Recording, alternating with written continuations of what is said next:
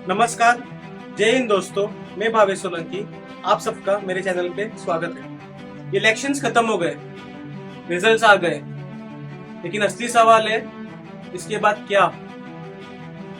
नगर सेवक का सिलेक्शन हो गया, लेकिन वो प्रोसेस और सिस्टम में कैसे आते हैं। मेयर का इलेक्शन कैसे होता है, बहुमत, अलायंस, महाआघाड़ी कैसे बनती है। आज हम समझेंगे महानगर पालिका इलेक्शंस का असली प्रोसेस कैसे होता है।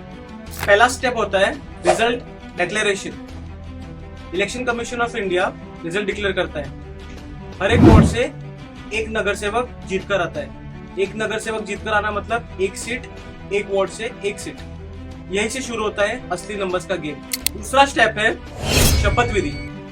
जब भी कोई नगर सेवक इलेक्ट होकर आता है तो उसको शपथ लेनी पड़ती है। शपथ लेने के बाद में उसका असली रोल प्ले होता है। वो सारे मेयर सिलेक्शन, बजट रेजोल्यूशंस की मीटिंग अटेंड कर सकते हैं। सिंपल तरीके से मैं बोलना चाहूंगा, जब भी कोई नगर सेवक इलेक्ट होके आता है तो उसको शपथ लेना ये कंपलसरी होता है सिस्टम प्रोसेस के अंदर आता। महानगर पालिका का सबसे इम्पोर्टेंट कर्तव्य और प्रोसेस यही है। तीसरा स्टेप होता है first general body meeting.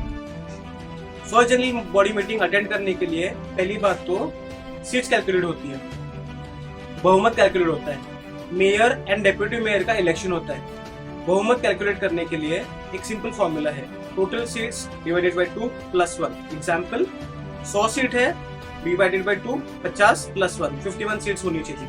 Mumbai महानगर पालिका में टोटल 227 सीट्स है, बहुमत के लिए टोटल 114 सीट्स चाहिए। पुणे महानगर पालिका में टोटल 162 सीट्स है और बहुमत के लिए उनको 82 सीट्स की जरूरत पड़ती है। यहीं से चालू होता है असली पावर। स्टेप 4, अगर किसी एक पार्टी को बहुमत मिल जाता है तो मेयर उसी पार्टी का बनता है। स्टैंडिंग कमेटी पे उनका कंट्रोल रहता है, डिसीजन लेना और आसान हो जाता है। स्टेप 5, अगर किसी पार्टी को बहुमत नहीं मिलता तो क्या होता है। पार्टीज मिलकर बहुमत बनाने के लिए एक साथ जुड़ जाती है और इसी प्रोसेस को अघाड़ी बोलते हैं। Example, party A 50 seat, party B 30 seat, party C 20 seat, total 100 seats. ये मिलकर गवर्नमेंट फॉर्म करती है और इसको महाराष्ट्र में अघाड़ी बोलते हैं। स्टेप 6, अलायंस क्या होता है। एग्जाम्पल, अलायंस पार्टी पहले से डिसाइड करती है कि उनको किसके साथ जाना है, पार्टी ए पार्टी बी। उसमें लीडरशिप भी ऑलरेडी डिक्लेयर्ड होती है, उनमें समझौता होता है कि कौन आगे का लीडर बनेगा। अघाड़ी सिचुएशन बेस होती है, जो मैंने इसके पहले बताया है। स्टेप 7, अब होता है असली वार्ड लेवल का काम शुरू। Mayor and standing committee decide होने के बाद में नगर सेवकों का ओरिजिनल काम शुरू होता है। नगर सेवक ये काम खुद नहीं करता, वो प्रेशराइज करके लोगों से काम करवाते हैं। एग्जाम्पल, साफ पानी के लिए water department in BMC, education के लिए एजुकेशन डिपार्टमेंट और स्कूल कॉलेजेस में बात करना। ये सारी चीजें आफ्टर इलेक्शन, आफ्टर सारे प्रोसेस होने के बाद में नगर सेवक करता है।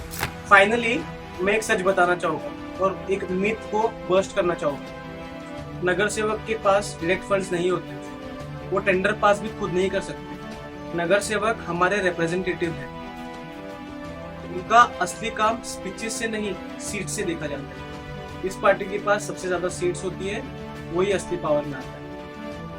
अगर आपको ये वीडियो अच्छा लगा हो तो please like, subscribe and share कीजिए। धन्यवाद। जय हिंद, जय महाराष्ट्र। Bhavesh Solanki signing off. अस्वीकरण या व्हिडिओमध्ये दिलेली माहिती महाराष्ट्रातील नगर निकाय महानगरपालिका निवडणूक प्रक्रियेबाबत सार्वजनिकरित्या उपलब्ध माहितींवर आधारित आहे।